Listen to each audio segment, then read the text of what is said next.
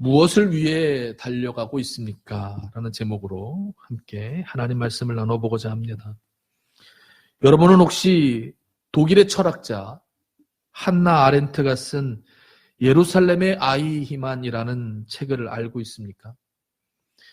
유대인을 대량 학살했던 히틀러의 나치 정권 아래에 있던, 그리고 그들을 이송하는 수송 담당관이었던 아이히만은 전쟁이 끝나고 유대인들에게 붙잡혀서 1961년 4월 11일 전 세계 37개국에 동시 생중계하는 재판을 받게 되었습니다. 한나 아렌트라고 하는 사람은 이 재판을 지켜보면서 그 있었던 내용들을 꼼꼼히 적기 시작했고, 그가 기록했던 이 기록들은 나중에 모여져서 예루살렘의 아이히만이라는 책으로 읽혀지게 되었습니다. 당시 이 재판이 충격적이고 한나 아렌트의 책이 충격적이었던 이유는 아이히만이 모두가 생각하는 것처럼 흉악하고 짐승 같은 얼굴과 포악한 성격을 가진 사람이 아니라 어디서나 만나볼 수 있는 착하고 평범하며 선량한 사람의 모습으로 사람들에게 나타났기 때문입니다. 아이히만은 재판장에 걸어나와 너무나 차분한 목소리와 얼굴을 가지고 사람들에게, 그리고 재판장에게 이렇게 말했습니다. 나는 죄가 없습니다. 그는 또박또박 사람들에게 자신이 왜 죄가 없는지를 설명했습니다. 그가 말한 내용은 이런 것입니다. 나는 공무원입니다. 그리고 나라에서 시키는 대로 했을 뿐입니다. 맡은 일을 열심히 하는 것은 공무원의 책임입니다. 오히려 맡은 일을 불성실하게 하는 것이 그 당시에 불법에 해당합니다. 사람들은 아이만이 했던 이 말을 대꾸할 수가 없었습니다. 한나 아렌트는 아이히만의 이런 모습과 그가 주장했던 많은 이야기들을 들으며 악은 특별한 어떤 사람에게 있는 것이 아니라 누구에게나 있을 수 있고 언제나 있을 수 있다는 악의 평범성에 대해서 이야기를 했습니다. 그렇습니다. 악은 어떤 특별한 사람에게만 있는 것이 아닙니다. 전쟁에 나와 크게 소리를 지르며 모든 사람을 무섭게 만들었던 골리앗에게만 악이 있는 것이 아니라 하나님의 사람, 믿음의 사람, 선하고 훌륭한 다윗 안에도 악은 숨어 있었습니다.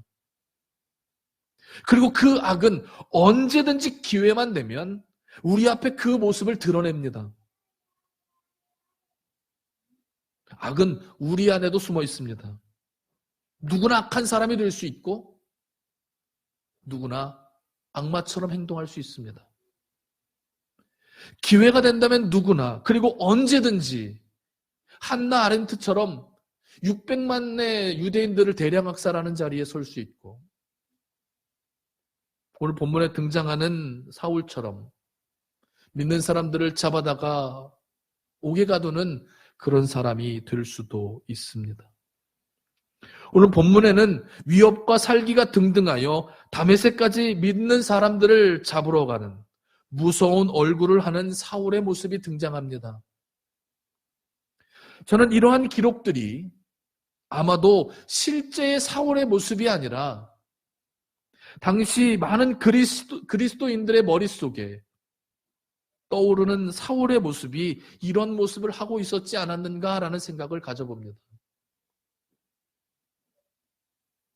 제가 이런 생각을 하다가 문득 아이히만과 사울이 많이 닮아 있다는 생각을 하게 되었습니다.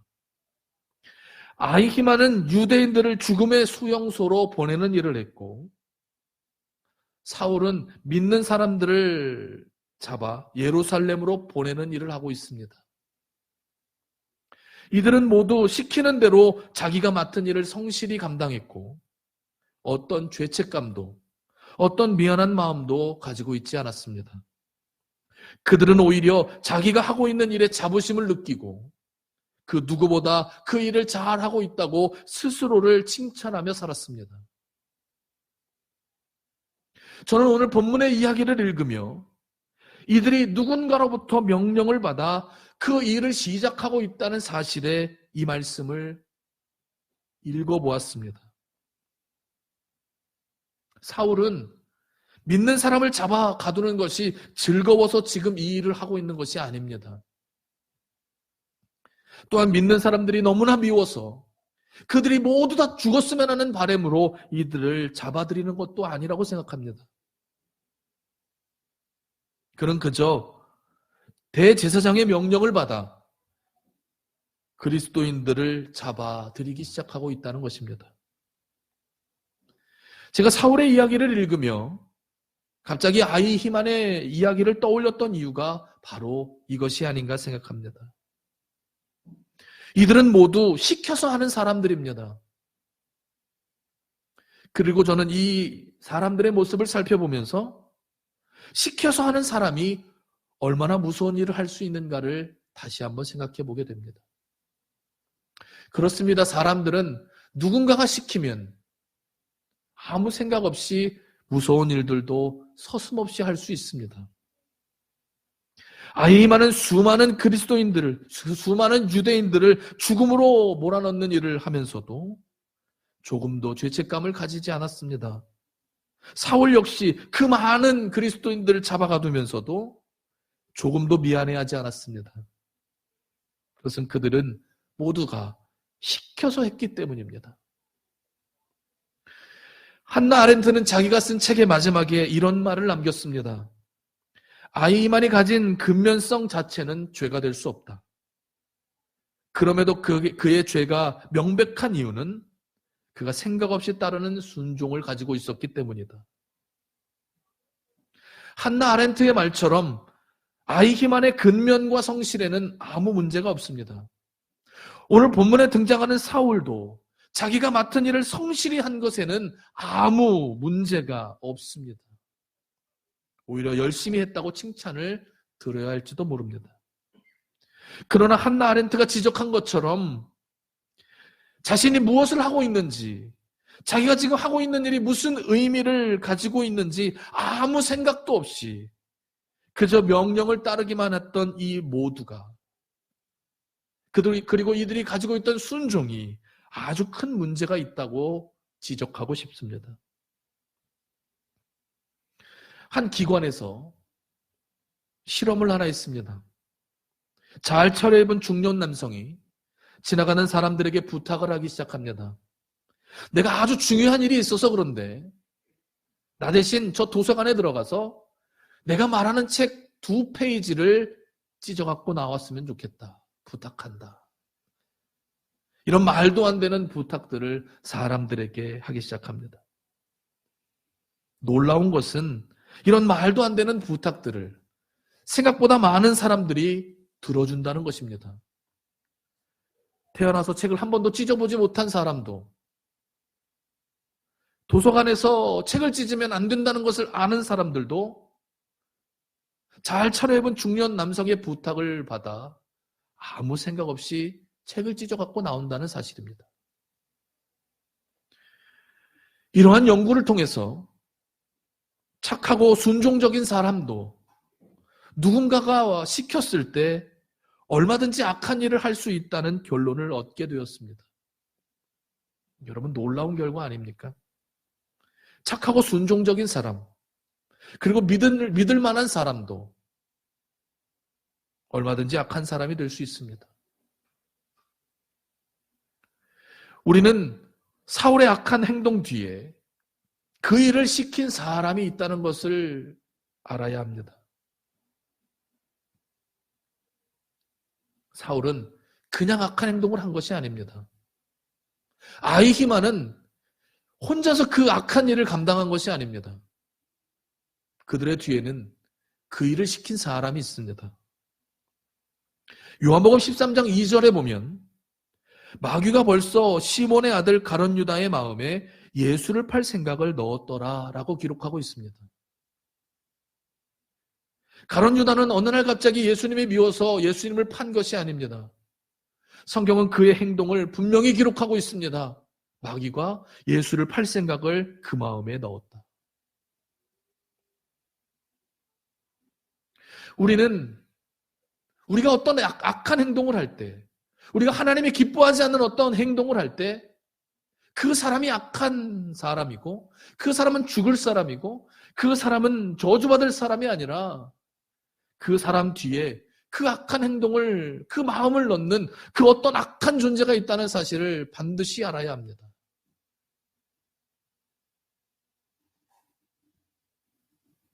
제사장의 명령을 받아 믿는 사람들을 잡아들이기 위해 다메섹까지 갔던 사울은 가던 길에 예수님을 만나게 되었습니다.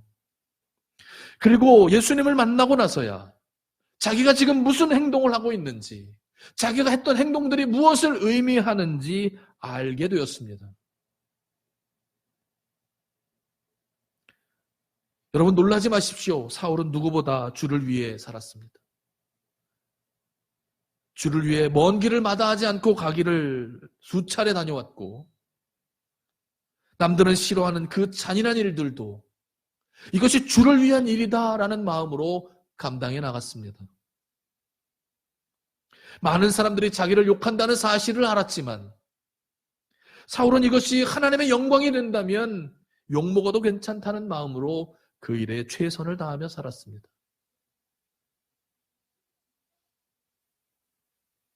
사울의 이런 이야기가 우리에게 주는 중요한 메시지가 있다고 생각합니다. 그것은 신앙은 얼마나 열심히 하느냐, 그리고 얼마나 최선을 다해 하느냐에 달려있지 않다는 것입니다. 우리는 신앙을 생각하면 열심히 해야 된다고 생각합니다. 열심히 해라. 최선을 다해서 해라.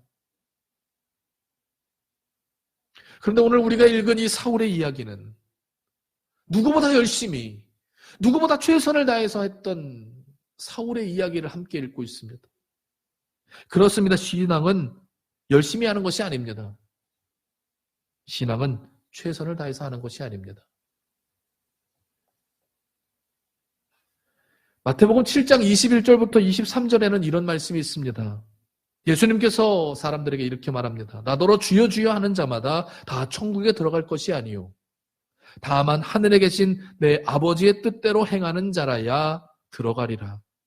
그날에 많은 사람이 나더러 이르되 주여 주여 우리가 주의 이름으로 선지자 노릇을 하며 주의 이름으로 귀신을 쫓아내며 주의 이름으로 많은 권능을 행하지 아니하였나이까 하리니 그때에 내가 그들에게 밝히 말하되 내가 너희를 도무지 알지 못하니 불법을 행하는 자들아 내게서 떠나가라 하리라. 여러분 이 말씀을 기억하십시오. 하나님 앞에 섰을 때에 사람들은 하나님께, 예수님께 이렇게 말한다고 합니다. 주님, 우리가 주님을 위해서 선지자 노릇을 하고 주의 이름으로 귀신도 쫓아내고 주의 이름으로 많은 권능을 행했습니다. 이들이 이렇게 말한 이유가 무엇이겠습니까? 주를 위해서 열심히 살았다는 것입니다. 저는 이만큼 열심히 살았습니다. 이만큼 최선을 다했습니다. 누구보다 열심히, 누구보다 최선을 다해서 주를 위해 살았습니다. 그런데 어떻게 된 일인지 그날의 주님은 그렇게 말하는 사람들에게, 주를 위해서 살았다고 말하는 사람들에게, 주를 위해서 최선을 다해서 열심히 살았다고 말하는 자들에게 내가 너희를 도무지 알 수 없다라고 말씀하셨다는 것입니다. 주를 위해 열심히 살아도, 주를 위해서 최선을 다해 살아도 주님의 말씀과 주님과는 아무 상관이 없는 사람이 될 수 있습니다. 그렇습니다. 사울이 바로 그런 사람입니다. 주님을 위해서 누구보다 열심히, 누구보다 최선을 다해 살았지만 그는 주님과 아무 상관없는 인생을 살았습니다. 누구보다 주를 위한다고 생각했고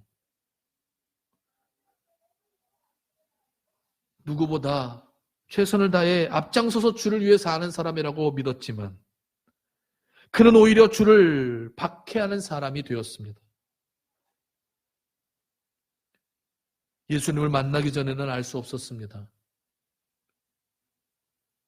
내가 지금 무엇을 하고 살고 있는지, 내가 무엇을 위해서 그렇게 열심히 살고 있는지 예수님을 만나기 전에는 알 수 없었던 일입니다. 사람들은 주를 위해서 산다고 말합니다. 주님을 위해 최선을 다해서 열심히 산다고 말합니다. 오늘 사울의 이야기가 그렇게 말하는 사람들의 마음에 다시 들려지기를 바랍니다. 정말 주를 위해 살고 있습니까? 정말 주님을 위해서 최선을 다하고 있습니까? 주님을 만나기 전에는 알 수 없습니다. 주님의 음성을 듣기 전에는 알 수 없습니다. 사울은 예수님을 만나고 인생의 세 가지 변화를 경험하게 됩니다. 첫 번째는 가던 길을 멈추게 되었습니다. 성경에 보니까 위협과 살기가 등등하여 다메섹으로 사람들을 잡으러 가고 있다라고 기록하고 있습니다. 그런데 그가 가던 길을 멈추게 됩니다. 이유가 무엇입니까? 3절에 보니까 사울이 길을 가다가 다메섹 가까이 이르더니 호련히 하늘로부터 빛이 그를 둘러 비추는지라 라고 기록하고 있습니다. 그렇습니다. 사울이 예수님을 만났습니다. 그리고 가던 길을 멈추게 되었습니다. 하던 일을 멈추게 되었습니다. 그리고 그 자리에서 아무것도 할 수 없어 주님을 만나게 되었습니다. 저는 신앙이 이런 게 아닌가, 아니 예배가 이런 게 아닌가 생각이 듭니다. 그렇습니다. 예배는 이런 겁니다. 예배는 멈춰서는 것입니다. 예배는 가던 길을 멈추는 것이라고 말합니다. 지금 가던 길을 멈추고 예수님을 만났던 사울은 인생의 첫 번째로 진정한 예배를 드리고 있는 중입니다. 내가 원하는 시간, 내가 원하는 장소에서 멈춰서는 것은 예배가 아닙니다. 시간을 나눠놓고 원하는 시간에 골라서 또 내가 좋아하는 교회를 골라서 내가 하고 싶은 일들을 골라서 하는 것은 신앙이 아닙니다. 신앙은 기본적으로 멈추게 하시는 주님을 경험하는 것입니다. 내가 원하는 시간이 아니라 주님이 멈춰서라고 말씀하시는 그 시간에 멈춰서는 것입니다. 내가 원하는 장소가 아니라 주님이 만나주시는 장소에서 주님을 만나는 것을 예배라고 말합니다. 저는 우리의 예배가 이런 예배가 되기를 소망합니다. 멈출 줄 모르고 한 주간을 달려온 여러분이 가던 길을 멈추는 시간이 되기를 원합니다. 너무나 바쁜 세상, 너무나 바쁜 일들 속에서 오늘 내가 무엇을 했는지 도무지 기억나지 않을 만큼 빠르게 하루하루를 살던 여러분의 인생이 주일날 하루만큼은 주님 앞에서 멈춰서는 시간이 되기를 바랍니다. 두 번째는 사울은 예수님을 만나고 예수님의 음성을 듣게 됩니다. 빛 가운데 임하시는 예수님을 경험하고 그는 가던 길을 멈췄습니다. 그리고 그 속에서 말씀하시는 주님의 음성을 듣기 시작했습니다. 우리도 부지런히 가던 그 길을 멈추고 예수님의 음성을 들어야 합니다. 우리가 함께 드리는 이 예배 속에 우리가 해야 될 일이 있다면 그것은 예수님의 음성을 들어야 한다는 것입니다. 들어야 알 수 있습니다. 예배를 나와도 도무지 하나도 듣지 않고 가면 무슨 소용이 있겠습니까? 찬양을 통해서, 기도를 통해서, 말씀과 예배를 통해서 우리에게 말씀하시는 주님의 음성이 여러분에게 들려지기를 원합니다. 사울이 예수님을 만나고 변했던 세 번째는 앞을 보지 못하게 됐다는 것입니다. 오늘 본문 8절입니다. 사울이 땅에서 일어나 눈은 떴으나 아무것도 보지 못했다. 예수님을 만나고 가던 길을 멈추고 빛 가운데 계시는 주님을 만나고 그 음성을 들은 후에 그는 3일 동안 앞을 보지 못했습니다. 이걸 어떻게 해석하면 좋을까라고 고민을 하다가 이 시간을 눈을 감는 시간이라고 생각해 보았습니다. 그렇습니다. 사울에게는 눈을 감는 시간이 필요했습니다. 여러분, 우리에게도 눈을 감는 시간이 필요합니다. 세상을 향한 눈을 잠시 감고 눈에 보이지 않는 하나님의 세계를 보는 시간이 필요합니다. 우리의 육체의 눈을 감고 영안을 떠 주님의 말씀을 되새기는 시간이 필요합니다. 사울은 이 시간에 하나님의 말씀을 하나하나 떠올리기 시작했습니다. 어디서부터 잘못된 건지, 무엇이 잘못된 건지 자기의 삶을 돌아보기 시작했습니다. 그리고 이제 그는 전혀 다른 삶을 살아내기 위해 첫걸음을 이제 걸어가 보려고 하고 있습니다. 이제 말씀을 정리해 보고자 합니다. 우리가 읽은 사도행전 9장은 대제사장의 명령을 따라 예수님을 믿는 사람들을 잡아 가두기 위해 다메섹으로 가던 사울이 예수님을 만나 전혀 다른 삶을 시작했다는 이야기를 기록하고 있습니다. 주를 위해 산다고 믿었지만 그렇게 살지 못했고, 주를 위해 일한다고 믿었지만 오히려 주를 박해하는 삶을 살았습니다. 그렇게 어딘지도 모르고 달려가던 사울을 예수님이 멈춰 세우셨습니다. 그리고 그에게 진실이 무엇인지 하나하나 알려주시고 그에게 새로운 삶을 열어주셨습니다. 저는 예수님께서 우리의 삶을 멈춰 세워주시기를 바랍니다. 기도할 시간도 없이, 예배할 시간도 없이 바쁘게 사는 우리들의 삶을 멈춰주시기를 바랍니다. 나를 위해서 한다고, 가족을 위해서 한다고, 자식을 위해서 한다고, 심지어 주를 위해서 한다고 착각하며 앞만 보고 달려가는 여러분의 인생을 주님이 멈춰 세워주시기를 바랍니다. 그리고 우리의 삶에 진짜가 무엇인지 말씀해 주시기를 바랍니다. 내가 믿고 다짐했던 삶이 아니라 예수님이 들려주시는 순종의 삶을 시작하기를 바랍니다. 세상을 향했던 눈을 잠시 감고 예수님이 보여주시는 하나님의 세계를 바라보는 시간이 되기를 바랍니다. 주님 앞으로 나아가 다시 우리의 인생을 점검받고 예수님이 기뻐하시는 삶의 방향으로 우리의 방향을 잡아 믿음으로 힘차게 전진하는 여러분의 인생이 되시기를 주님의 이름으로 축원합니다.